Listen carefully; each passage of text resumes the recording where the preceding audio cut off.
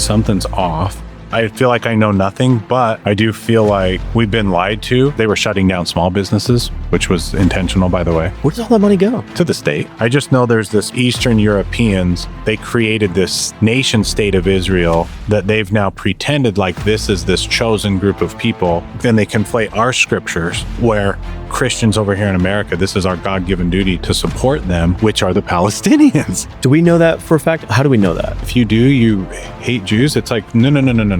We'd all be questioning everything. We've been brainwashed and we've been so propagandized that if you question it, you hate Jews. And it's like, no. The Antichrist is a spirit, just like the Spirit of God that can be within us. But that it manifests in this realm. It manifests in a whole bunch of different ways. Eric Moutsos. You said it right. I said it right. Alex Jones butchered it. Yeah, what did he say again? Moutsos. Mitosis? Like it's some kind of like disease. Yeah, it sounds like something Corona. Yeah, he covered my stuff. That's cool. Yeah, it's Eric Moutsos. Moutsos. It's Greek. Greek. Well, thanks for opening up your home and letting us have this conversation. And yeah, there's so much that I want to talk to you about. You've been one of the few people that has been on top of this entire waking up process, if you will. And I'm going to want to get a lot of your input on what's going on right now. And you're also one of the few people that I can count. And then we'll get Googled. Yeah. Yeah. But you're also one of the few people that I feel is genuine. You're willing to make corrections if something gets, misspoken. You're willing to challenge some hard felt beliefs other than your connection to Christ, which I respect. But sadly, it just seems like there's a lot of people that aren't doing that. But I wanted to get first a little bit about your background, because of all the videos that I see of you, it's a lot about this current event stuff, a lot of what kicked you out of the police force when you were here a little while ago. But I didn't really know too much about you, your upbringing, and I'm interested in your spiritual arc, and how things shifted there. But first and foremost, welcome to the podcast. Appreciate you being on. Thank you. Thanks for coming down here. Yeah, of course. It was a little further than I realized. Yeah. When we Southern first talked Utah is beautiful. So it's been a process, and I feel like when I think I know it, then the next thing happens, and I'm like, I'm to the point where I know nothing. Like, Yes. I'm like, I feel like I know nothing, but I do feel like we've been lied to about pretty much everything. Yeah. That's where I'm at. Yeah. And I'm like, my only hope is God in all of this. Yeah. Well, that's what I'm talking about, is when you I've been following you for some time. We've gotten to connect offline a few times too. And just like I said, you're tracking it in a genuine way, which it's like a pilot that's trying to land his plane. He's constantly fighting the headwinds or whatever, and you're constantly readjusting. Whereas you see some of these other influencers, and at least right now, there's all this fabricated anger, which is really weird. It just doesn't smell like truth at all. But anyway, we'll get into all that. Did you grow up here in Utah, or where did you grow up from? Yeah, I was born in Missouri. Oh, you were? Okay. Yep. And then where I'm from. And then my what part? Right now, St. Louis. Oh, okay. Yeah. I was born in Aurora. Okay. So little town. Yep. My parents were trying to be farmers. Okay. Which is what I want to go do now, is go like off grid. Right. Same. And so, yeah, I grew up here, played sports, just the kind of normal kid life. And then I got into country music. So shortly after my mission for my church, I ended up coming home from my mission from depression, which was a really hard struggle. But I use that in a way that, if you're going through something, like, keep fighting through it. What was it that got you depressed on the mission trip? Just being away from my family. Where'd you go? California. Okay. So that's kind of like a third world country now. Anyway, so I came home and I just kind of hid myself in my basement, didn't want to see anybody, and then I started to find music through online. There was remember Yahoo? I guess Yahoo's still around, right? Yeah, they're still around. There was a karaoke chat room for country music. And I'm like, what the heck? And I'm like in this, listening to these horrific people singing. And I'm just like, and then it got down to me. And they're like, and my username was Mr. E Guy, like Mr. Eric, I don't know, Mr. E Guy. And so they're like, Mr. E guy, it's your turn. And I'm like, pass, because I didn't sing. So then I just started practicing. Wait, why did you sign up for the karaoke if you didn't sing? I don't know. I was just drawn to it. Yeah. You know, so Yeah. then I started singing some Garth Brooks, singing with Garth Brooks. Mm-hmm.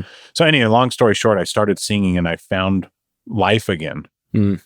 I found I felt something come alive in me. So I started singing online karaoke, you know, and like people would do the little emojis. Dude, this was back 20 plus years ago, Right. you know? Right. And so then I was like, I really like doing this. So I entered into a karaoke contest, won. Then I entered into this Nashville Star. It's like kind of like American Idol, but ghetto country version. Okay. And I ended up getting into the regional finalists in Utah. Wow. So I call my dad. I'm like, hey, I'm in the regional finalists. Well, he was in this work. He was at work in Colorado at the time. Well, he announces it to the group of people that he's with. And this lady was like, oh, really? Well, I have a friend that's in the music industry. I'll be talking to him. So long story short on that, I get a phone call from Evander Holyfield, the boxer. What? Yes. The heavyweight champ of the world. He has a record label at the time called Real Deal Records. And he said, I want to hear you. They want to produce country music? Yeah. Because he had all these different genres. That is the wildest connection. So all of a sudden, I'm now flying to Atlanta with my brother. Wow. And Evander Holyfield picks us up at the airport. So now here I am sitting like in shotgun with we watched this guy, dude. Wow. Like we watched him fight Mike Tyson. We ordered every fight. Of course. That was the biggest thing back in the day. And he was one of my favorites because he always would turn it back to God. Mm-hmm. He's like, I don't know, but glory to God. And they're like, okay, now about the fight. He's like, oh, no, Jesus. And I'm like, I love this guy. Mm-hmm. So I knew that was a God thing. I knew it was a God thing that he put me in with Holyfield. Interesting. And I was and you know, I'm not great. I'm not like the best singer, but I had passion, you know, because I really do believe music is like one of the highest languages of God, especially when you're singing like true things. Agreed. And so we just developed a really good relationship. I was on the record label for I don't know how many years, and we didn't get, you know, big. We didn't like end up producing a full album and stuff. But what it taught me was that whatever you put your mind to, you can get. Mm-hmm. Whatever you focus on, you can get. And he taught me that, and he's one of my best friends. Like I'll call him. Right? Oh yeah, he'll send me scriptures like probably every other morning. That's what really just text me, and I'll text him, and I'll call him and be like, dude, what do you think about this? And you That's know, amazing. like he slept at this house. Okay. Yeah. So he's one of my good friends. And so that was a testimony to me that number one, God will bless you and you can get out of any kind of rut that you're in. Yep. And he'll put people in your path to help you. Because he really helped me get out of the rut that I was in. Yeah. Because I was down. Like I was way down.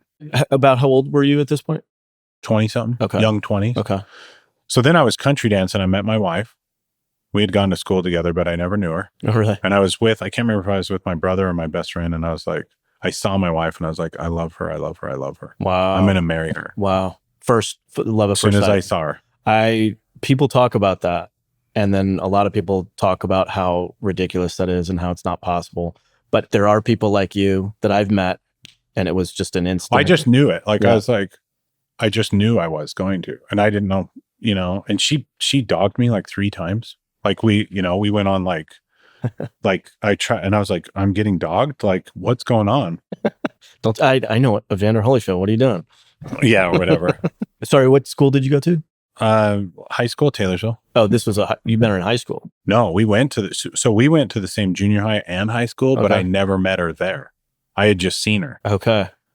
So we never like officially met. That must have been wild when you're like, oh, where did you grow up? Where did you go to school? No, I recognized her, but then it was years later. Nice. So it was like, wow. Anyway, so then, you know, we get married, we have our first kid, but I'm still doing music, and I'm going back and forth to Atlanta, to Nashville, and I just it's not feeling right to me. It was like something's off. And of course, it's because I believe God was like, this is not your path. You know, like, this is not, like, I just wasn't feeling right about it. I'd go there and I'm like, ugh. You know, the guy that found Tim McGraw named Mike Borchetta. He's one of the guys that found Tim McGraw. Like, we met with him and he said to me, he's like, you're a star. Huh. He's like, I've only said that I don't know if he was blowing smoke or what, but he's like, so he was going to do a joint venture with Holyfield. And then, you know, he was calling to have me come do this thing, but it was on my daughter's first birthday. And I'm like, I can't, it's her birthday. And he's like, I don't think you understand what this is going to take. And I'm like, maybe I don't. So that, long story short on that, I ended up saying, okay, I'm not going to do that. And I ended up I did a ride along with this guy that's in my church, and he was a police officer on the SWAT team for Salt Lake City Police. And I went out with him one night late, and it was one of the funnest nights of my life. He was off duty or on duty? Well, I did a ride along, so he was on duty, okay. And I was like riding along with him. So you enjoyed? Oh yeah, that. I liked it a lot. So that was a career shift for you. Yep. So you were about how old at this point? Maybe 23. I don't know. I'm bad with ages. Okay. So early 20s. Yeah. Yep. And then I think I became a cop around 25. Okay. So then I put myself through the academy, get hired with Salt Lake City Police.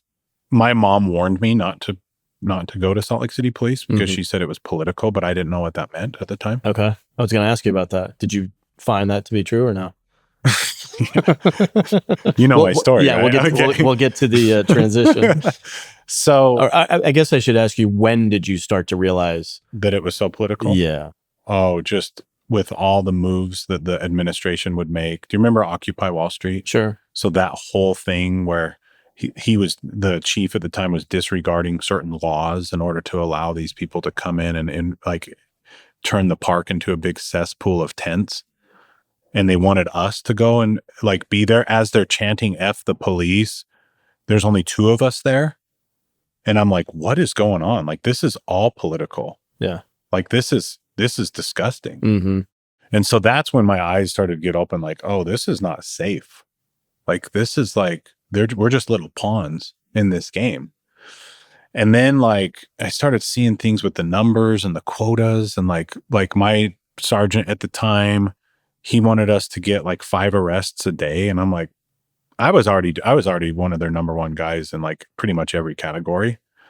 But then he came up with this number that you got to arrest 5 people per day. And I'm like, I'm not doing that. Yeah. I challenged him. You know, I probably should have done it a little bit differently, maybe, but looking back, maybe not. But I challenged him, and I'm like, I'm not. So I turned in 3 citations instead of 5 at the end of shift, and everybody had their 5. So he was literally counting the tickets. 1, 2, 3, 4, 5, 1, 2, 3, 4, 5, 1, 2, 3. And then he gets to me, 1, 2, 3. And he just stares at me. And I'm like, I was so scared. I was looking at him, but I was like blurring my eyes. I was blurring my eyes so I couldn't see him because I was so scared. Right. And he's like, he kicks everybody out, or he took me out and just starts screaming at me, and they could all hear it. And then he sent everybody home except me. And he said, you're staying after shift to arrest 2 more people. Wow. And I'm like, so now I'm sitting in an intersection.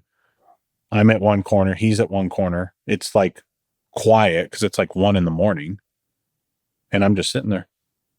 Like, I'm not doing nothing, you know? Yeah. And then, dude, it's so, because there's a principle, right? It's like, well, but there's consequences too. And I'll tell you about those. This is the frustration that people tend to have with police, is that it sometimes feels arbitrary or quota driven and not. Yeah. And not all departments are. Sure. Like, there's some properly funded, I guess you could say, departments. Sheriffs, with any constitutional sheriffs that are elected. I was going to say, with any group, you're going to have your but for the most part, it's very, very driven by money. Yep. The whole system, dude. I mean, from top to bottom, it's quota based. Right. Even in the justice system, it's quota based. Of course. Like, they got to have commercial. X amount of they got to have X amount of people in the jail. They got to have X. I mean, dude, it's so gross. Yes. Well, it is all it is in the commercial jurisdiction. Yes. Which we can talk about. Yeah, it's a big scam. So, sorry, going back to the intersection. So, and I'm not saying we don't need police. We need police. 100%. But especially in this morally bankrupt, I'm just saying that we a lot of times do more harm than good. Yes. Well, a lot of times. Yeah. We're getting in our own way. And not just the police, of course, Yeah. but we all are. So you're at the intersection. You're Yeah. Then you drew a line in the sand. then he just says, "You go home. We'll talk about this later." We didn't, but my name started to get tarnished within. Mm-hmm. So I had been removed off that squad one rotation early, and then I was trying to put in for all these positions, and I was like not getting picked up now. Yeah. And I'm hearing little rumors, and I'm like, what's going on here? I put in for a field training officer. I didn't get picked up, but yet I only had awards in my file. I was always like number one. And I'm like, so then I put in for the motorcycle unit, and I think there was 12 of us, and it's a very hard school to pass. And so I passed. There was only 4 of us that passed, and there were 4 spots open, but they only took 3 Mm-hmm. and not me. So I was like, so I called the sergeant of the motor, it's like, hey, what's going on? I guess you had something where you were insubordinate. I was like, is this about the quotas? And so immediately I got out my recorder and just started recording all of it. Really? Oh yeah, because these people because they're gonna throw you under the bus, Of course. and they're gonna lie and say that it's this. They never opened up an investigation on me. Why? Oh, because it turns out quotas are immoral, and it goes against everything that we should be. So I called him straight up, and I recorded that conversation, Really? and got him to admit, yeah, this was because of quotas, and you did this. So I'm like, okay. So. And I never released that until later, like when there was a law in Utah that got passed to ban quotas, and I was one of the stories. So that was good. Yeah. But anyway, so I went to the motorcycle sergeant or the motorcycle chief over the deputy chief and kind of told him my story and said, look, I'm a hard worker. It wasn't that didn't want to work. It was because they were saying you have to do this. And I just want a choice. Like we're law enforcement agents, and we should have discretion on all of these, on who we arrest. Sure. And if you don't arrest this many people, then what? And what if the citizens knew that we had to do that? So anyway, he now calls and says, hey, you're going to get picked up on the motorcycle squad. So then within just a couple days, like I could tell that they did not want me there. Like they were trying to push me out quick. Mm-hmm. But I still passed all their little hoops. And so then they sent me down and they're like, well, we have like a number system here. So they didn't call it quotas, but we had to do 20 tickets. So we had to either do 20 tickets a day or 2 DUIs per shift. I mean, is that in order to get a quota? In order to get their points, you had to get 20 points. Okay. And if you're low, then they come and talk to you. So because it's all money driven, Mm-hmm. Like the courts are always coming over to the motorcycle squad saying, our ticket numbers are low. Funding is low. So yeah, so if you're listening out there and you get pulled over by a motorcycle cop, you're probably not getting out of it. Good to know. You're probably not going to. Are those different citations than a traditional vehicle? It's not cop? a different citation. It's just a different squad that their sole mission is to write tickets. So that's my point. So from an accounting standpoint, yes, they're looking 100%. Come on, motorcycle dudes. Like, what are you guys doing? Yeah, what are we paying you for? Yeah. Gotcha. And I do believe in traffic and in safety, right? I mean, but when there's another driving force behind it, and how much money the state makes based off of a DUI, a lot of money on the fines, on the impounding. Where does all that money go? To the state. Where does that go? Dude, I don't know. Yeah. But I know that the state of Utah just brought their alcohol level down to like I don't know what it is now. To make it easier to trip. To make it easier to get a DUI. Right, exactly. So, and I believe that people should not be driving drunk. So it's like, where's the balance? So anyway, so then I get to the parade. So the motorcycle unit is in charge of doing all the traffic for events on weekends, like parades and like free speech events. Mm-hmm. Even throughout the week, we're assigned to go and like make sure everybody's protected, the traffic's clear. Well, we got an assignment that we were to lead the gay pride parade in our uniforms. So they wanted 5 of us to come in and celebrate in the parade. Not just On the sidelines, providing security. They wanted us to lead the gay parade, and we do the spins. And I was like, on your on the motorcycles. motorcycle, like YMCA style. Yeah, that's pretty gay.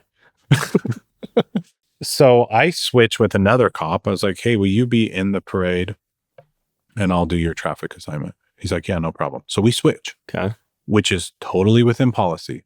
Had you done it before? Had other people done it before? Switch? Yeah. At that event, my sergeant at the time got out of it entirely. Oh, you're kidding. My direct sergeant completely got out of it. So that's within, I would say every single event, there's a trade somewhere. Mm-hmm. That's because there's so many moving parts. Right. Like, hey, will you be over here? Right. Da-da-da. So I switch. Well, the sergeant of the parade, because there's like 3 sergeants in the motorcycle, the sergeant over the parade must have found out that I switched because an hour later sent an email down the chain saying there will be no trading positions.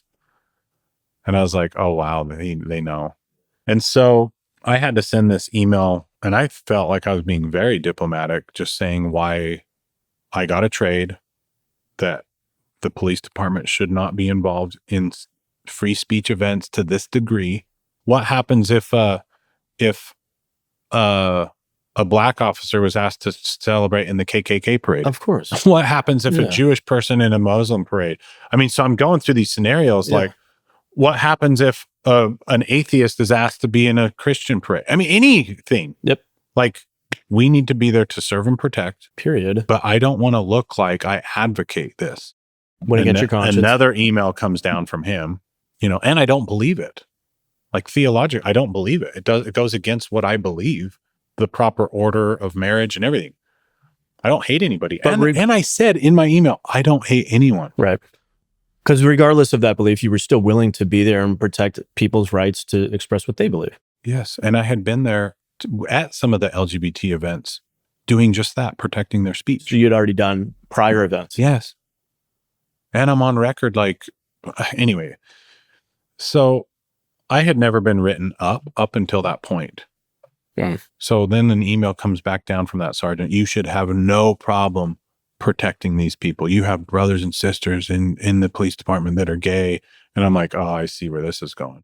So then it's my 3 days off, and I get this text from the deputy chief. Hey, we need to see you in the office on Wednesday. And my stomach just dropped. I was like, I couldn't even focus. I couldn't function. Really?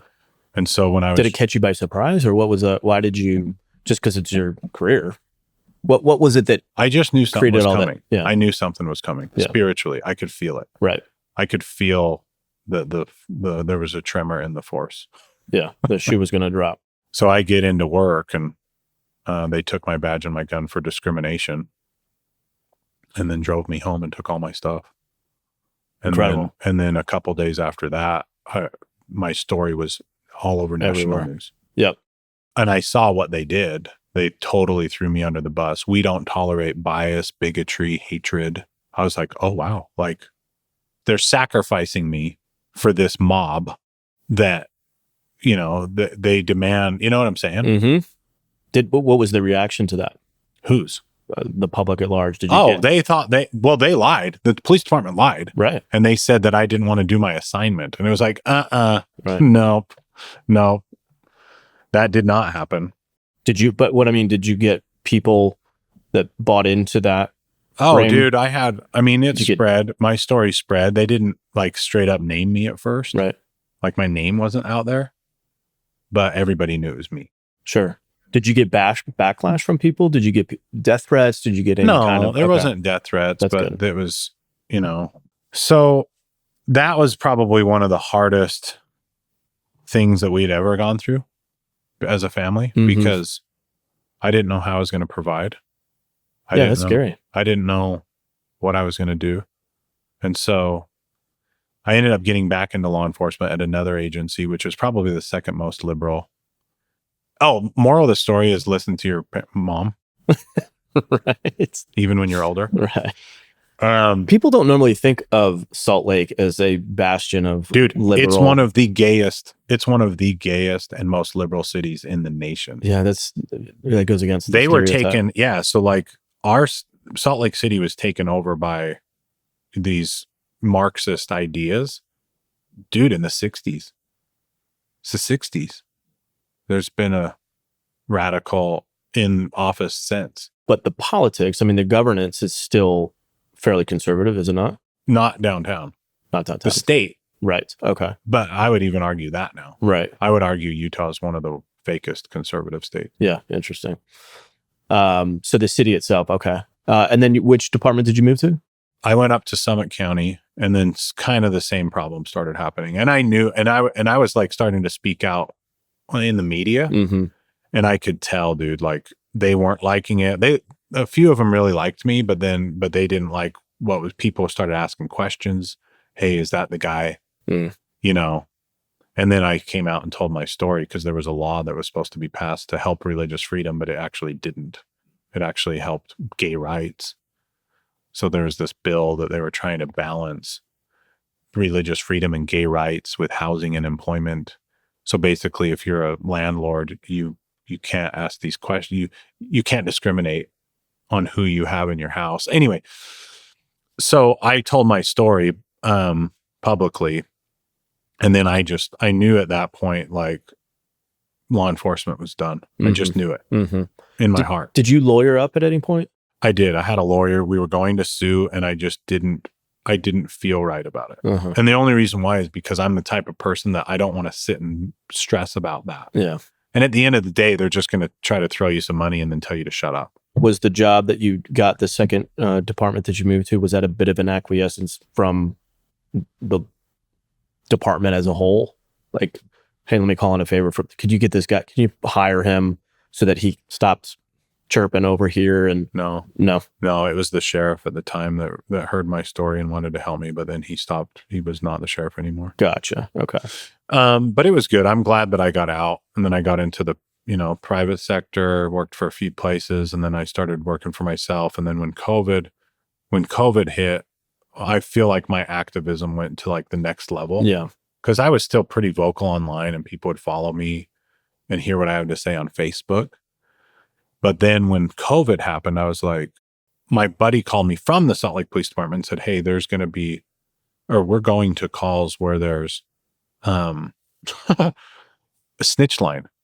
So they set up a snitch line in Salt Lake County to where if you're not social distancing, the police can come and tell you to get away from each other. And dude, it fired me up. So I recorded myself calling the police department and saying, hey, there's going to be a former policeman that's going to do a giant rally this Saturday. And they're like, he can't do that. I'm like, he's going to. So then I put that video out and said, we're meeting down here this Saturday, Wow. And then we got several thousand people there. That was one of the first rallies in America. Wow. Against the COVID mandates. Okay. And so then I had this idea to because they were shutting down small businesses, which was intentional, by the way. Of course. And I had a buddy that ran a Crown Burger downtown Salt Lake. His name is George. Awesome guy. Okay. And I just told everybody to go buy burgers from George, and then we're going to have a picnic, So the whole idea was to help the business. We're going to rally together. I still didn't know anything about COVID. I freaking had gloves on just because I was like, I didn't know anything. Yeah. But I'm like, we're not gathering. Mm-hmm. Because as soon as they take that away, they'll just keep coming down. And because that's what people don't understand. When the government gets a hold of something, they're not letting it go. They never let go. Ever. Yep. And so that's why it was imperative that we rally and we gather immediately, because that's our First Amendment. So at the time, you were still thinking that this might be a genuine pandemic, an organic pandemic? I didn't know. I knew something was wrong, but I didn't know. Right. I had no idea, but I just knew that it was a lie. I knew that it was dark, Mm-hmm. and I knew that gathering was more important than anything. Mm-hmm. So we had several thousand. Then I had this idea to create this group called the Utah Business Revival. And the idea was to just go around the state of Utah and kind of take over parks, free speech, but invite small businesses to come and set up their booths. It's a great idea. And so that's what we did. All the local businesses. So we did these Utah business revivals. I'd either call the mayor or the police chief, hey, we're going to do a protest at the park. Is that a problem? It's your right to protest. So the protest literally was to help small businesses. That's awesome. It was free to the public. It's just, it was more of just like a stand, like this is what we're doing. And then this guy comes up to me that had like this book. He had his book, his business was, he showed me all these like concert stages. That's what he does. Lighting, sound, stages. He's like, this is my business, but we're shut down. And I just had this lightning idea. I was like, we're going to do a concert. So my very first call was to a man named Colin Ray, who's a country artist. He has like 15 number one hits. Yeah. I had opened up for Colin like years ago. I'm like, hey, what do you think about being the first concert in America since COVID? He's like, I'm in. So then we were fighting the state, like trying to get this location somewhere. And they shut us down in one place, shut us down in another place. They actually put an injunction on us. On my, like, I get served paperwork saying, if you do this concert, you're going to jail. So we ended up doing it, which about 45 minutes north from here in Iron County with a guy named Paul Cousins. He was the Iron County commissioner. He's like, we're going to do it. So anyway, long story short, we end up pulling off the first concert in America with Colin Ray during COVID. Amazing. Guy Fieri shows up. Didn't even plan that. Wow. 5,000 people showed up. Wow. Dude, the spirit was so strong. I bet. The spirit of liberty was so strong. And that was in July of 2020. Okay. Yeah, that was early. That's amazing, actually. Yeah, so that was awesome. So because it was like, it really is we the people. And I'm just convinced like that's what they're doing right now is they're dividing.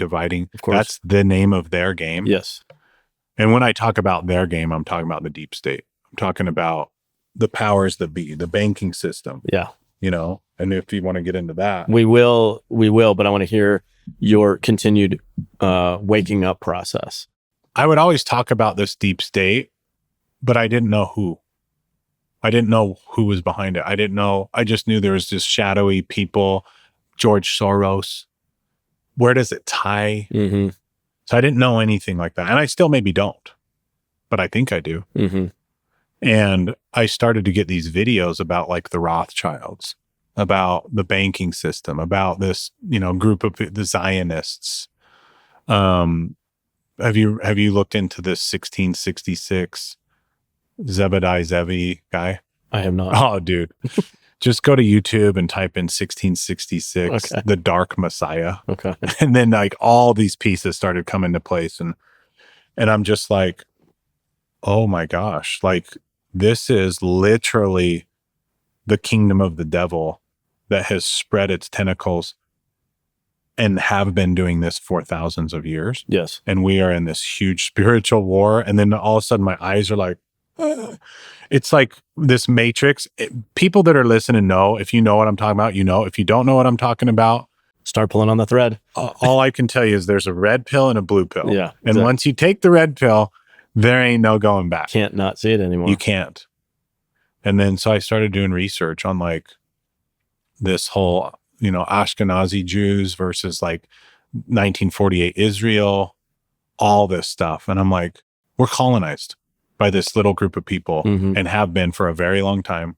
And I'm convinced, even going back to Abraham Lincoln, that the bankers took out Abraham Lincoln because he was, he was trying to create a government the greenbacks. The greenbacks. Yep. Which was, so a lot of people still don't, I don't think, understand that the United States, that the Federal Reserve is neither federal, meaning it's not part of the government. It doesn't really reserve anything. It's not a bank. It's a private it's a private association that lends to the government. That's 101 for people that have gone down the rabbit hole a little bit. Yeah. But a lot of people don't realize that the money that we use is actually a piece of paper that's a debt back to this small group of people. And then when you say, well, where did that money come from? Well, it's literally not even invented real. it. It's a Ponzi scheme. They literally invented it. It's an idea. So then when they loan the money to the governments, then you're going to pay it back with this fake idea of taxes, which it's basically an unlimited fake Yes. printing press Yes. to do all of their bidding to take over the world. That's what it is. Yes. And then when they artificially inflate it and devalue that currency, your salary stays the same, but the expenses for the average middle American Yeah. the expenses and the taxes, and then you're done. And meanwhile, then they're sucking up all the Yes. assets. Yeah. And it's a Which is massive what's transfer. happening right now. Yes. Which is why the billions and billions of dollars are heading over to Ukraine and Israel right now. So it's basically like a hijack. Before we unpack that, because that is critical, I think, to understand, because it seems like they're still presenting these things as these pockets of conflicts, but it's all connected. It's all connected. So you talked about the Ashkenazi element. Let's be very particular about who these people who say they are Jews but are not versus true Judaism. Well, it kind of goes back into, and look, when I talk about this stuff, I'm still not fully where I need to be. So I'll say things, and if you have any viewers that are like, oh, he's missing this part, feel free to message me. Of course. Because I just care about what's true. I just know there's this Middle Eastern group of people, or not Middle Eastern, but like Eastern Europeans that have basically, in 1948, well, but even before then, they created this state of Israel, this kind of nation state of Israel that they've now pretended like this is this chosen group of people with, and they conflate our scriptures to make it, where Christians over here in America, this is our God-given duty to support them. Mm-hmm. But my whole message in this last year was that the spiritual house of Israel that's talked about in the scriptures and the current political state of Israel are two wildly separate things. Wildly different. In fact, the state of Israel and Jewishness are two separate things. Explain. You've got Judaism Jews, so those that study out of the Torah. Right. Those are the first 5 books of the Bible. Right. And so they have their faith and their religion. Then you have this Zionist group of Jews. And I'm not saying all of them, okay? And there's good and bad. Like I believe there's good people and bad people in all groups of people. Yep. So I'm not targeting anyone, because I think you can still be this kind of Zionist in your mind that this is good, but you have not yet seen where this leads to this new world, one world government in the name of God, in the name of goodness, where I think we're like inches away from implementing fully with this technology stuff. And so you have the Torah and then you have the Talmud. And in the Talmud, the Babylonian Talmud, like there's some very dark stuff. Have you kind of looked into that? I've just started to. You can do things with little kids. We're goyams. So anyone that's not of them, we're kind of subhuman to where we're not chosen and we need to worship them.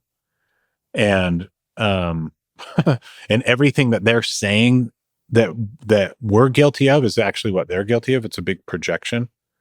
So like when they say, ooh, they want just one race, they're white supremacists, or they're this, they're just explaining who they are. Yeah. And they can't define whether they're white or whether they're a religion. That's why Ben Shapiro, I don't know if you saw that clip, where the girl's like, are you white? And he's like, well, it depends. And it's like, dude, what? Yeah. It depends on what. So you want it both ways. Yeah. You want to be a white man when it's good to be a white man. And now you want to be a Jew when it's good to be a Jew. When you can get like interest-free loans in America. Did you know that? I did, yeah. Oh my gosh. Yeah. You've done a very good job, I feel, in the last year unpacking this. So there might be some people who are listening right now who are going like, whoa, that sounds very anti-Semitic. What are you talking about? Okay. The Jews. Oh, you're a hardcore anti-Semite. So this is what I would say to them. Yeah. The nation state of Israel government, Benjamin Netanyahu, he's the anti-Semite. And how do I mean?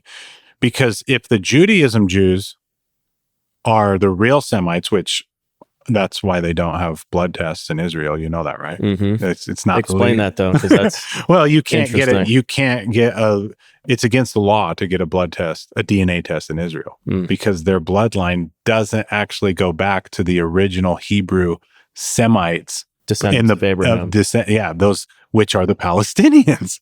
Do we know that for a fact? I know you've been questioning that. 80% of the Palestinians, like in the Gaza area, 80% of them, their DNA test goes back to the original Hebrew DNA. Now, they've not all of them believe in Jesus, obviously. Wait, sorry, where is that from? How do we know that? Like, they're just look it up. I mean, just fact check it. Yeah, I don't. that's Just such fact a check it. it's such a wild thing to wrap our heads around. My belief where I'm at in my little journey is that Benjamin Netanyahu is the true anti-Semite. Well, there's certainly a case to be made for that. And his last name's not Netanyahu. It's like Milowowski. Right.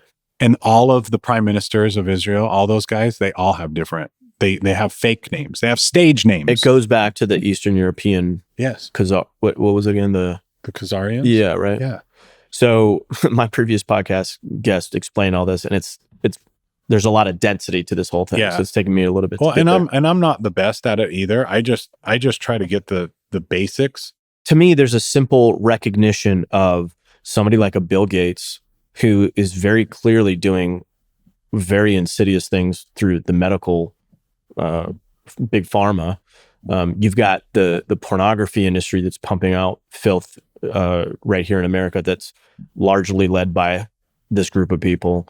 You've got the central banking, which is, when you really look into usury, what the Bible says about usury, that's a problem. That's run by the same group of people. So it's pattern recognition. If I said to you, hey, there was a school shooting today, are we going to look at black kids? Probably not. Are we going to look at old grandmas? Probably not. There's probably a profile that's been relatively consistent. At least that's your initial.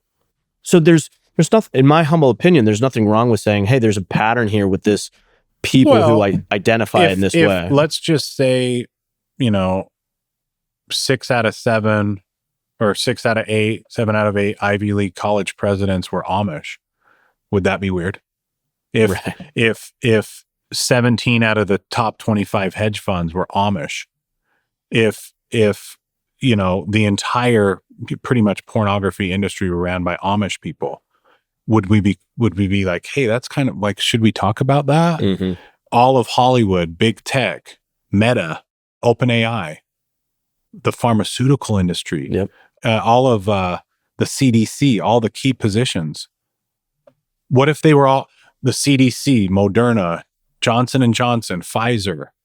When you see that every single one of those key positions are all Amish people, I think we'd have a pretty big discussion about it. Mm-hmm. But because it's dual citizenship with Israel, Jewish people, Zionist, you can't question that. Yep. And if you do, you hate Jews. It's like, no.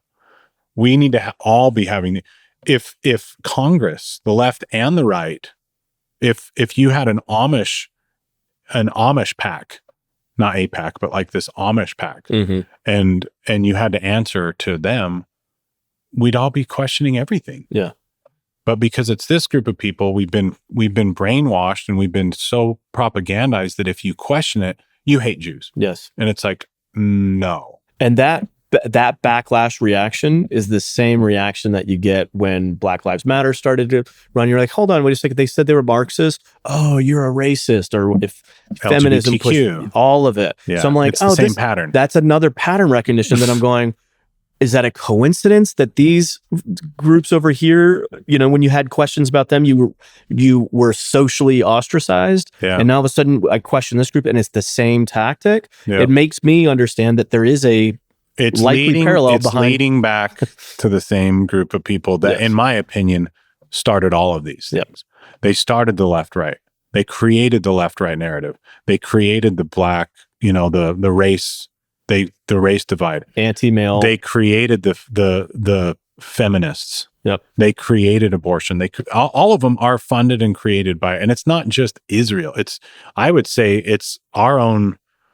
It's us, dude. Like, this is what we have become because we allowed this to happen in America because we didn't question any of this stuff early enough. Yes, I so appreciate that, because I do think humbly that we need to repent because we have not fully taken accountability for what's happened and how that's spilled over to the rest of the world. And that we're now finally probably getting, for lack of a better term, a taste of our own medicine that the other parts of the world have been getting. I would say we haven't even started. Okay, fair enough. But we're starting to recognize. Yeah, we're starting to recognize that we might not be the good guy in the story. Yes.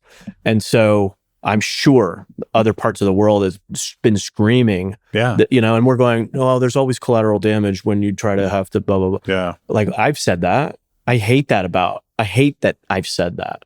I hate that we haven't slowed down to go, I don't care if it was a Palestinian, an Israeli, a Somalian. I don't care if bombs are dropping and families are being destroyed. Mhm. Like that just, it's gut wrenching. So to me, it's like, we need to repent over that as a country. Yeah. I think it's possible that we might be one of the biggest evils Ever. Yeah. That's a hard thing to swallow. Like we are the modern day Rome. Did you see Benjamin Yes. Netanyahu even say that? Like Jews versus I'll Rome. tell that story with the book that he was carrying. That Oh, dude! Like, somebody well, conveniently. he's on all his press conferences saying that America is Rome. Okay, in all these press conferences, America is Rome. You know, America's Rome. And then he has this kid come up to him as he's like walking up the stairs, like it's genuine. He has the whole thing set up. Yeah. A kid comes walking up. Hey, Benjamin, what are you reading?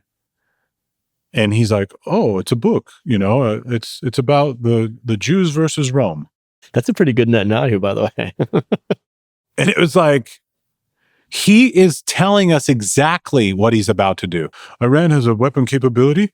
Now we know that they could hit Washington. They could hit Miami. Yeah. Mar-a-Lago. It's like, dude, he even said Mar-a-Lago. He said Mar-a-Lago. Dude, that's wild. He is literally projecting exactly what he's about to do. New York. And so he's threatening us. And he's telling us, I own you and I own all your politicians. And if you step out of line and if you don't do this, now it's this anti-Semitic laws that they're going to try to bring in. Mm-hmm. The social media. Did you see the new guy that just said that Trump just picked him to crack down on the algorithms of social media? Mm-hmm. What? Mm-hmm. This is COVID all over again, but worse. But let's shift for a second. You spoke at Trump's rally. I did. You were a very vocal proponent of Trump. Oh, yeah. First, tell me where you were at that point, what you thought of Trump, and then how you pivoted and when you pivoted. I thought that Trump was going to be the guy that was going to come clean it all up. But I still had not even understood what I'm telling you now. All right. So I didn't even know about the whole Israel stuff to the degree. But I just thought he's going to get the deep state and the left. That's how it was projected. That's how it was sold to us. So, you know, I spoke at a rally and it was good. 'Cause going back, I'd have probably done the same thing all over again. I just didn't know. But now I'm pretty like 99.9999% that he was selected to be in this position to bring in all of the digital stuff that we're going into. Why do you feel that way? Because you can see it. You can see Palantir. You can see this Peter Thiel. You can see all of the first guy that he brought out on stage. I can't remember his name. His connections with the pharmaceutical industry. He hasn't backed on the, Operation Warp Speed, funding all of the stuff in Palestine. The genocide. It's a genocide. I don't care what anyone says. Going to Israel, saying, "Bibi, you did good with the weapons. Bibi, the best." It's like, this isn't a game. The video that he posts of this AI video, the Trump Gaza video, did you see that? Is it the gold statue one? Yeah. Like condos on the waterfront with the big him gold statue Trump. With margaritas with Benjamin Netanyahu on a beach, transgenders dancing. What about the Epstein stuff? Oh, dude. All of it, man. Like, so all of this stuff started, and then ultimately his countenance. Like, I can't tell if he was really thought he was going to try to do something and he was just being used, or if it was just the greatest act ever. He seems like a completely different person now, from the campaigning and we were all pumped up to now where he's like, I don't even know if I'm going to heaven. Yeah. Trump. Yeah. It's just a really sobering reality that we are in the final seconds of the last days. Yeah. That's how I feel. So do I. And so I'm grateful. I'm grateful that we still have this little bit of time right now before things, in my opinion, get really bad. Like Gaza bad. Like America's cities looking like Gaza because the world hates us because we won't repent. And that we have conservatives that are more worried about people like Candace Owens, and they're more vocal about that than about our economy, about the Epstein files, about the people in Palestine, about 50-year mortgages, about Jesus, everything. quite honestly. Like, I don't understand it, but that's all by design, because Mm-hmm. now they're dividing the conservatives. It's split. Yeah. It's complete. So they went from the left, right, to the race, to the feminists, to the LGBTQ stuff, and now they're splitting up conservatives. And next is going to be the Christians, with this whole training 100,000, Christian ambassadors to rebuild the brand of Israel. How much funding did they say? Billions of dollars. It's unlimited. Yeah. And so now it's going to be the Christian split. I mean, I just got a text today. You need to be really careful, Eric, because you're going against God's chosen people. And I try to be so patient with these people. I'm like, in order to be God's chosen people, you have to choose him. Mm-hmm. And when I say him, I mean Jesus Christ. Well, there's also a flip side of that, which is, do you not understand how crafty Satan is? The people that I've talked to that I feel like are they're following the scent of truth are the same people that have been willing to look at how dark things are. Mm-hmm. And if you look at how dark things are and you start to see the patterns in that, and you start to create the web on a global scale, there is no other answer. This is the conclusion I came to. There is no human answer to that.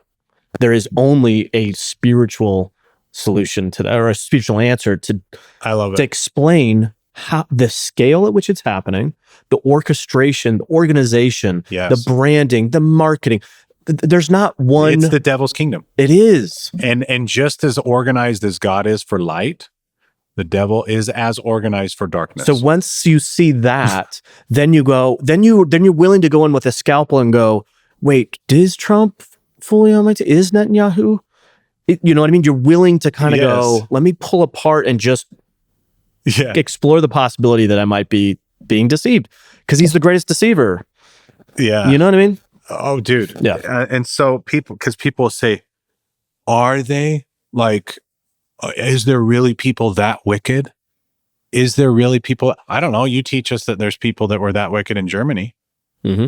So what's that story? Because I'm convinced they lied to us about that. Mm-hmm. I am. Like, they lied to us about World War II. And that's like the thing that you can't talk about. I'm not saying who's good and bad and who's going to heaven or hell, but that whole story is not true. Mm-hmm. Judea declared war on Germany first in 1933. Did you know that? So they put a boycott on Germany because Germany was getting away from the beast money system. Yes. Yes. And this is like something that people are like, what do you mean? It's like they were getting away from the central banking system. Yes.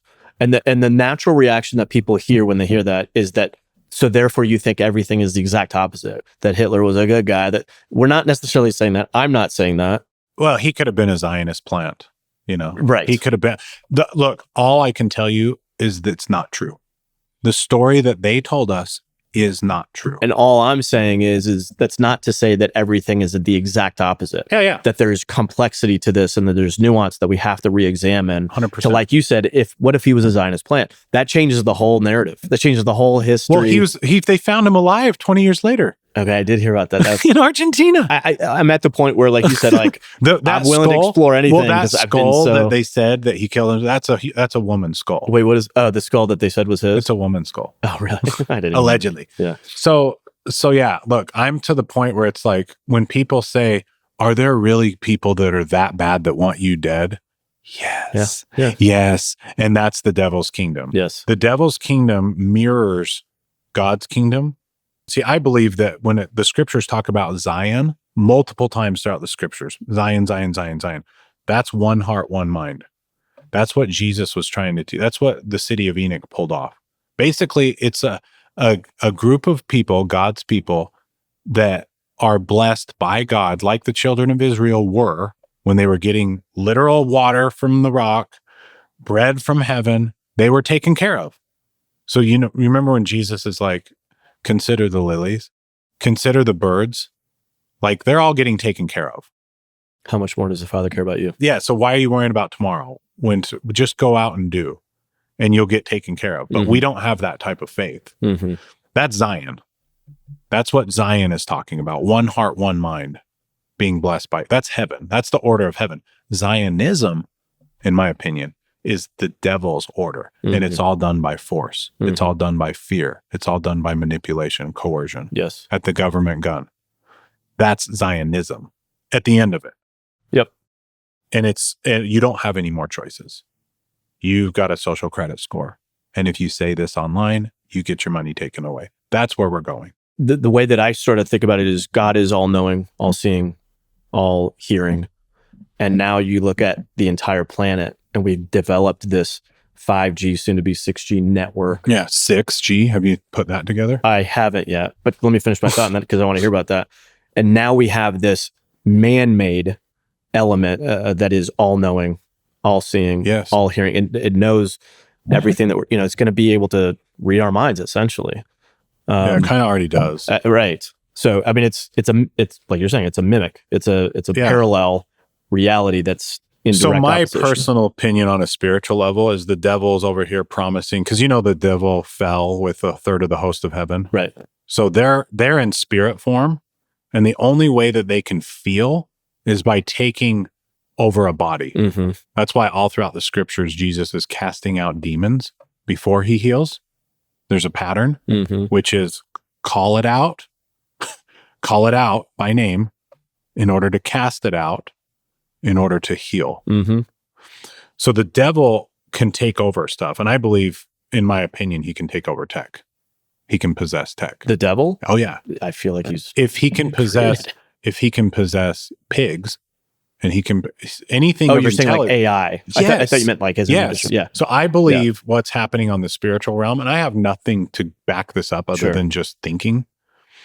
He's promising his little minions that this whole transhumanism is the way that they will have eternal life. Mm-hmm. This is how they're going to be born again. Mm-hmm. It makes a lot of sense. Their kingdom. And I think that's happened several times throughout history. And that's why God will just, you guys are done. We're having a flood. We're going to intervene. We're having a fire. Reset. We're going to reset. Yeah, because you guys have clearly didn't follow me. Yep, you missed it. You missed it again. Yep. I mean, a lot of people are thinking that the Antichrist is going to be an AI version, right? Yeah, I think the Antichrist is a spirit, just like the Spirit of God that can be within us. But that it manifests in this realm. It manifests in a whole bunch of different ways. Right. Like the 666 everywhere. Right. So that's why I was saying 6. Right. So share that a little bit though, because you've kind of made this a full-time thing for yourself. But I'm thinking about the person who's still going to their work 9 to 5. They're actually still caring about who wins on Sunday. They're watching football and stuff. You've spent a little bit more time on that. Explain how these symbols, especially the 666 one, has permeated. It's like the 33, dude. It's like that Satan will. It's like a little gang that tags. They tag. It's a calling card. It's the calling card. Yeah. So they tell us exactly what they're going to do. And I believe the devil, how God is in and through all things for light and timelines. Mm-hmm. So like he doesn't work in time. Mm-hmm. Like you can pray and God can fix something 100 years ago to bless you here. Dude, I'm telling you, like it's multidimensional with him. Yeah. Same with the devil. Mm-hmm. So I believe the devil, he just like God. So there's a scripture that says Amos 3:7. It says, surely the Lord God will do nothing but reveal his secrets unto his servants, the prophets. I believe the devil's the same way. Mm-hmm. So instead of scriptures, so God has scriptures and he has prophets that will say, hey, this is happening. This is what's coming. Yep. The devil has the same thing. But he's got Hollywood and he's got entertainment. And so that's why you can see movies like Snake Eyes that has this fight between and one of the name is Tyler and then the politician that gets shot in the neck, right? Like this whole thing. Paralleling the Charlie Kirk assassination. So I believe the devil uses... The guy's name was Kirk, right? Yeah. Or Kirkland or something like that? Kirkland, yes. Yeah. And so I believe that the guy that got shot, I think was Kirkland. I'm pretty sure. In the movie. In the movie Snake Eyes. Yep. So I believe the devil will use his script. So instead of scriptures, Hollywood is his script. I hadn't made that connection. And so he's telling us exactly what he's going to do. through his scriptures. Did you hear about the train derailment in Ohio? Yes. The Netflix. Yes, bro. The Netflix movie. Simpsons producing. Dude, they call it, and it's like we take it as, oh, this is so nice. That's crazy. And what a so coincidence. that's called.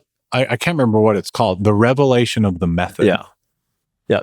And so he tells us what we're going to do because we don't do anything about it. That's so key. That's a form of consent. Yes. Because just sitting on the fence is consensual. Yes. The devil owns the fence of this spiritual war. Yep. That's why there's no more sitting it out. That's why when I try to tell people, use your voice. Yes. You have got to be on the right side. If you are arrested and you are charged for being a Christian, that's your offense. Would there be enough evidence to convict you? Ooh. I didn't make that up. I heard it and I'm like, that's phenomenal. Good. That's worth repeating. Would there be enough evidence if you were sitting on the stand? Could a prosecution convict you of being a Christian standing for truth and liberty and light and freedom on earth right now? And if the answer is no, you better start speaking up because we will have that judgment. And I don't even think it's going to necessarily be God saying, oh, you didn't. It's going to be ourselves. Yeah, I think so too. I didn't even well, what did you do? Well, did you see it? Did you see what was happening? Yeah, I did. Well, what did you do about it? That's the drops. Like I can feel it in my soul. Like, I don't want to have. What to did you do that. about it? So when you say you do this full time, this is who I am. Yeah. Like, I got problems. I'm a sinner. I've got, ego, pride, and all these things. But at the end of the day, I really care about this stuff. Yes. A lot. Yep. I mean, you're putting your neck out there. You're one of the few people that are just saying it like you see it the moment you see it.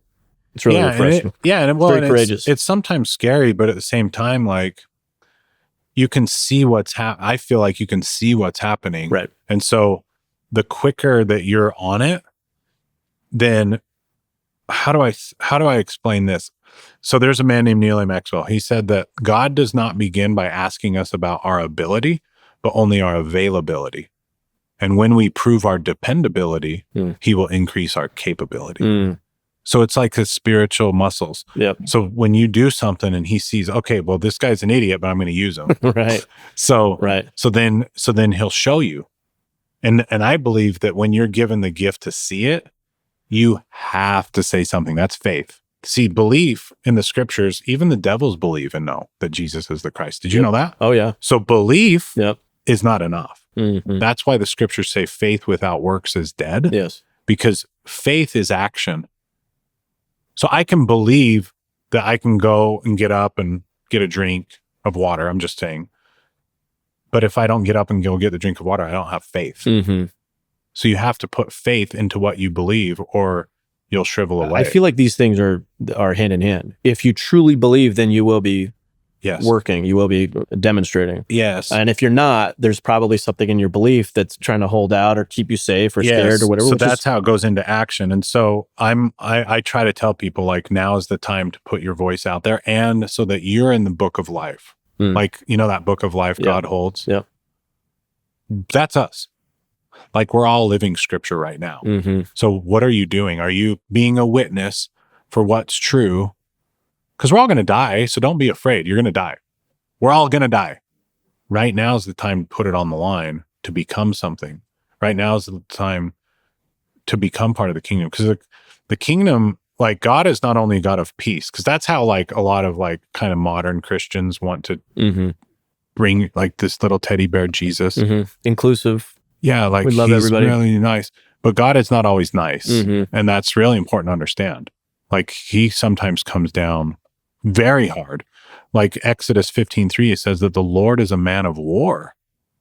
So in other words, the reason why God is the king of the universe is because he knows how to defend his kingdom. Mm-hmm. He's the king. That's a hard one for people to really reason with and to receive. But I think, especially as a father, the times where you or I might come down really, really hard on our children is because they've strayed so far away, or we're allowing the natural consequence of that, deviance to play itself out. Yeah. Like you were saying, like, I think there's going to be a time where it's not necessarily that we're standing there hoping to get a good judgment. it's going to be self-evident. We're going to know, like the light of truth is going to hit us, and you're going to see all you're of going to your go where you want to iniquities. go. Yeah. You're going to go where you have been conditioned. And so I think there's going to be people that will literally stand before God, just like in the war in heaven, and say, no. Okay. God loves you so much, he will give you exactly what you want. What do you want? And so that's why I believe it's right now is so important to like try to radiate liberty and life and love. And love is truth. So that's why people are like, that's not loving. Actually, it is. And that's why Jesus flipped tables. And that's why Jesus used the whip sometime, because he loved you enough to flip your table over. And could you imagine? And so that's how much he loves you. He loves you that he'll flood the earth. That's how much he loves. Because he doesn't want you to sink any further to hell.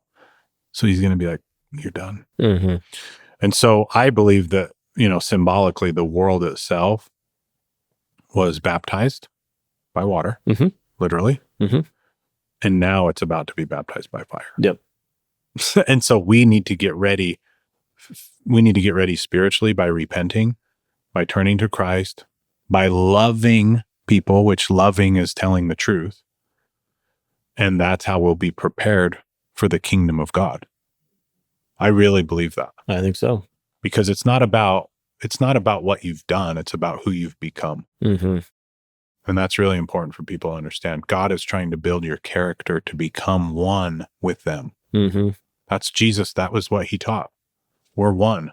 How do you do it? How do you post these ideas, these thoughts that are going to not be properly understood, they're going to be taken out of context, that you're going to be facing hate, etc.? Where does your courage come from?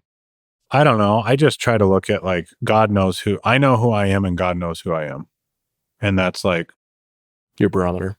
Yeah. It's like, it's like, I know who I am. Like I said, I know I'm a sinner, and it's like, but I know that he's got me.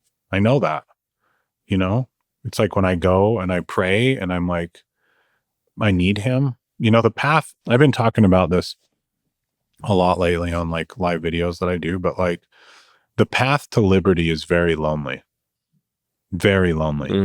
because it's a pattern. And what I mean by that is like, you start out with a lot of friends, and as Jesus started out, he was very popular. Jesus, he had thousands coming to his rallies. I'll call them spiritual, rallies. And I'm sure it didn't just look like him just sitting on a rock. Like, I'll bet he was very passionate, very passionate. Yeah. And as he started to get closer and closer towards his final mission, he had to say harder things. So he'd go through the day, then he'd go pray and get direction from Heavenly Father. And then he'd be told what he needs to do, probably get, spiritual downloads. Okay, this is what's going to happen now. This is why it's important, like for us, when we start having impressions, that we write them down, because that's God telling you, I need you to do this. This is your mission. Does that make sense? 100%. And so as he started to speak harder and harder and harder truths, more people left him, including some of his own discipleship. All the way down to when, he was in the Garden of Gethsemane. Yeah. And then he had to take up his cross. He was completely alone. And there came a point when he was on the cross where even the Father left him for a moment so that he could fully take all of it on, the complete loneliness. And I say that because he went through that so that we don't have to. Amen.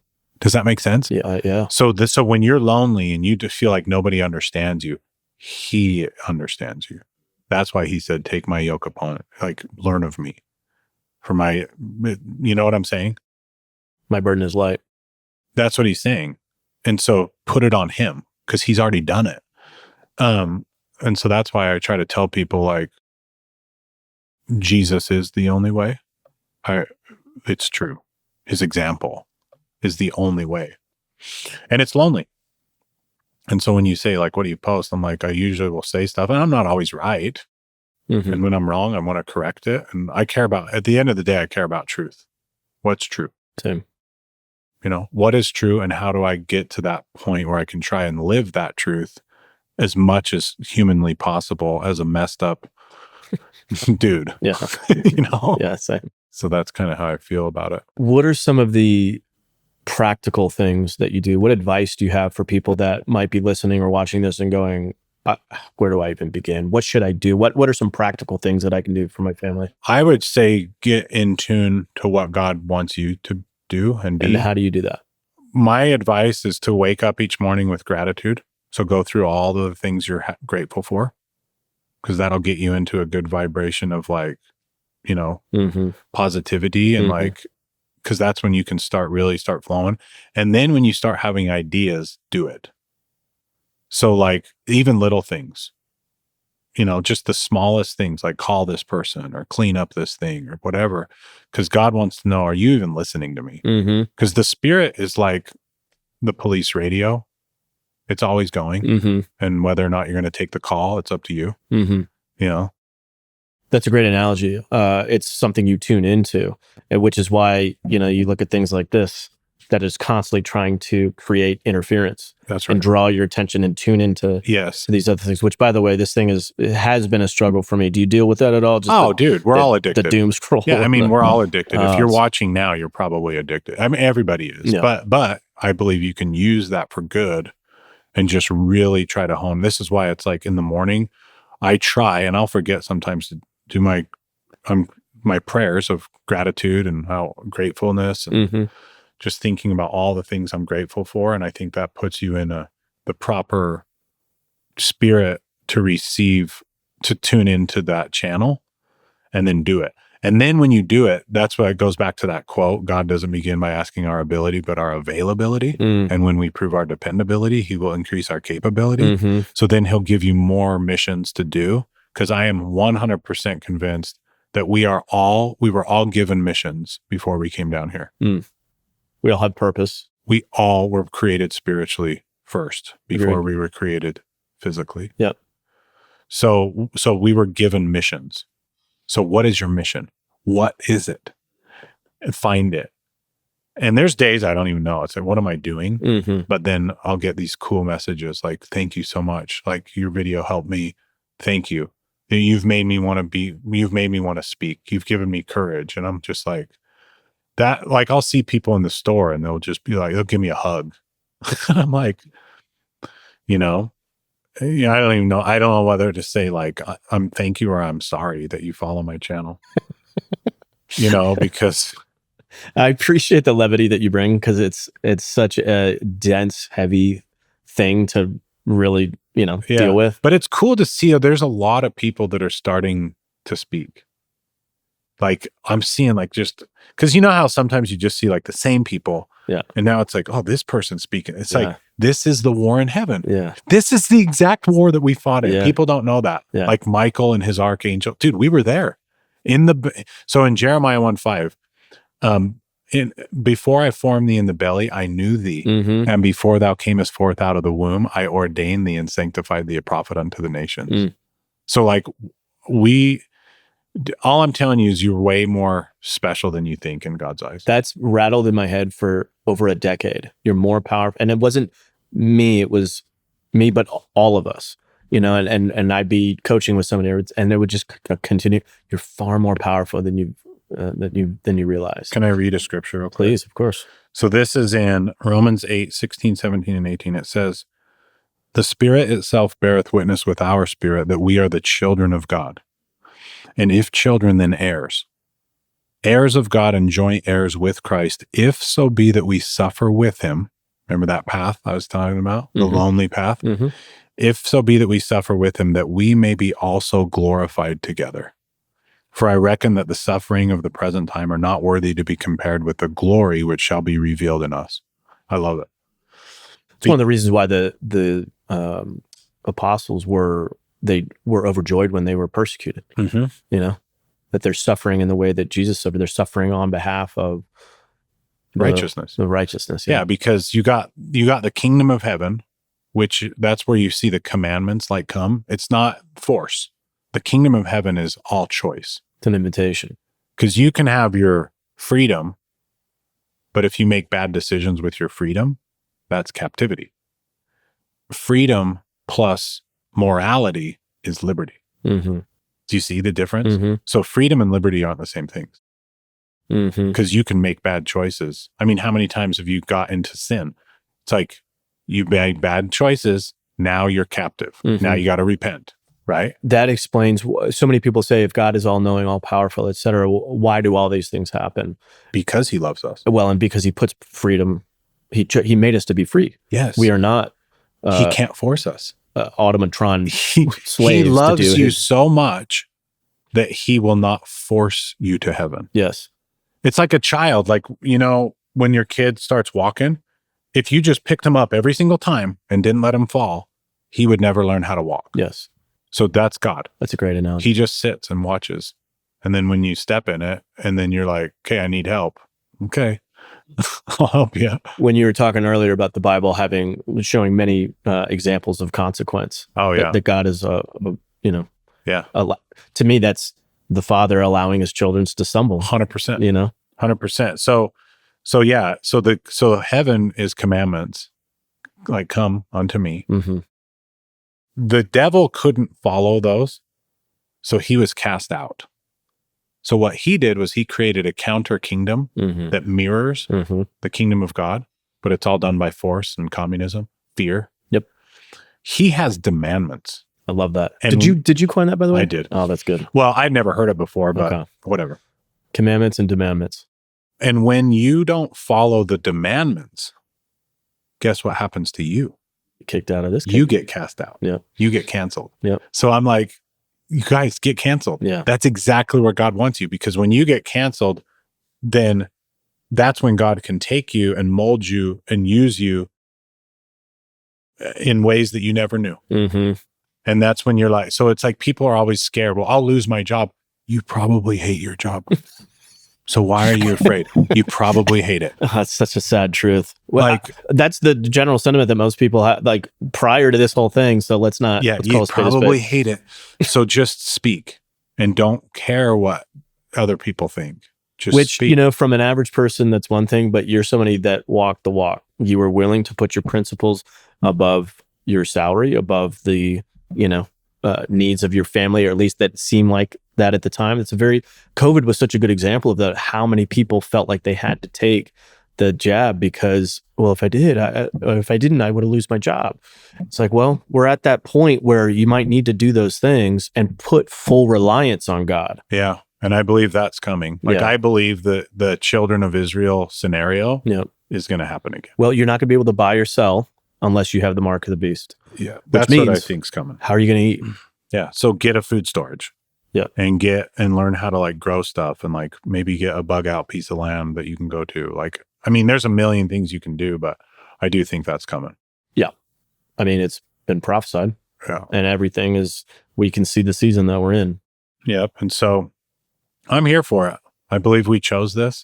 It's like, I really do. I think we had a choice to come here at this exact moment in time. It was all laid out. Okay, do you want to come here? You want to be in Adam's time, Noah's time, Abraham's time, Or the end game. in the end? And Yeah. I'm like, let's go there. I believe it. Because if I had that choice again, I'd be right here. Right. Oh, man. Yeah. I was going to ask you earlier, how do you know the thoughts that you get are from God versus your own? Well, I think it's usually when you're doing something for somebody else and you're sacrificing something and it's scary. Yeah. Usually when it's scary is usually when he's telling you to do it. Mm. It's not the comfort route.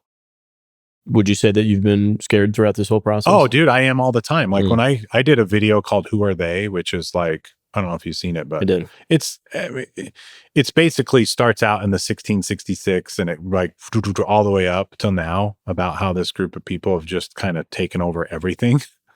Mm-hmm. And that was one of the scariest videos I've ever done because I know what happens. Mm-hmm.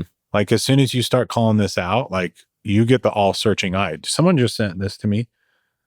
Somebody that follows me just sent this to me. I've got a buddy named Ian Went, Do you know who Ian Went is? He owns a Patriot, the Patriots, like the clothing company Patriot. Okay. Anyway, he's like a social media dude. But somebody sent me Eric Moutsos and Ian Went. Like, I guess there's a trends.google. Have you heard of this? Sure. But him and I were searched on December either 15th or 16th. I think 16th is the saying, from Israel, like 75 to 100 times. So like yesterday. So it's like, okay, so who did that? Yeah. You know, because when you look at all these people that get, by the way, I'm not suicidal. When you get all these, like, you know, they're coming after all of us. This is what I'm trying to say. Like, now's the time to speak. Yeah. Because if we don't all voice up really fast and like try to get this shift, because it's got to be a bottom up. This ain't going to be no top down. And to be honest, I don't think we do. Like, I don't think we do stop anything. It's just kind of, are we just going to be on God's side? Well, ultimately there's that, which we can all at the very least rest on that. But I do think that there might be pockets of freedom and liberty. Yep. Yeah, I think you might be right. So I always hold out hope for that. You know, not in a weird way, but there is a psychological shift that happens when you push submit on that upload or publish or whatever, and or talk to your neighbor or even your spouse or whatever it is, whatever the resistance is. Yeah. There is a psychological shift that happens when you do that, and you start to feel empowered and you start to feel more like yourself. You know, you talked about, hey, I think we chose here. I think we're spiritual beings. When you start to act in that frequency, there's something that happens. There's almost a calming of, so like I said earlier in this conversation, the people who tend to be purveyors of the brightest light are the ones that have been willing to kind of explore the deepest darkness. There's some kind of like calm that comes when you realize what's really happening. You're not in confusion anymore. And, well, should I follow this leader, this politician? You understand the game that's being played, that this is a spiritual war, that we all play a part in it. At the end of the day, these lives, what did Jesus say about give up this life and you will have life? Lose yourself. You lose this life. Yes. And gain in the spiritual realm. Yeah, it's kind of the whole idea of just being selfless. Because I believe the proper order of heaven is selflessness. The reason why God is who he is because he gives everything that he has away. So the irony of life is that you acquire love and light and liberty and truth as you give it away.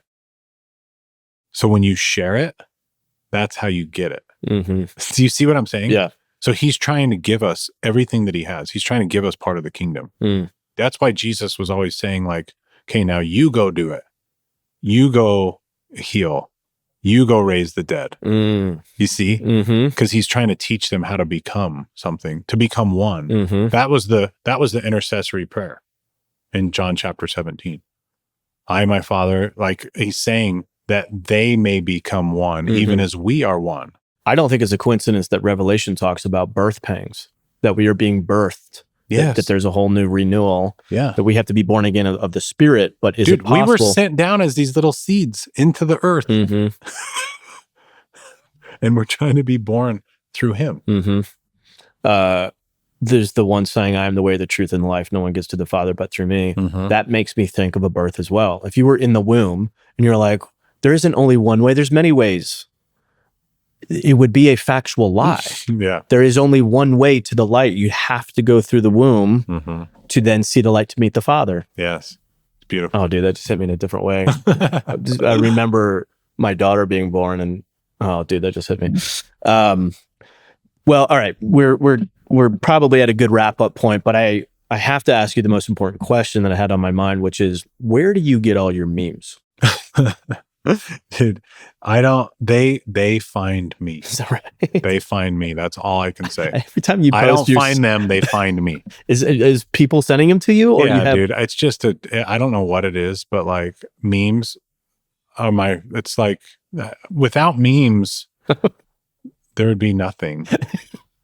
That's a quotable right there. That one's... Yeah, I mean, it's like I just see them and I know they were meant for me to share.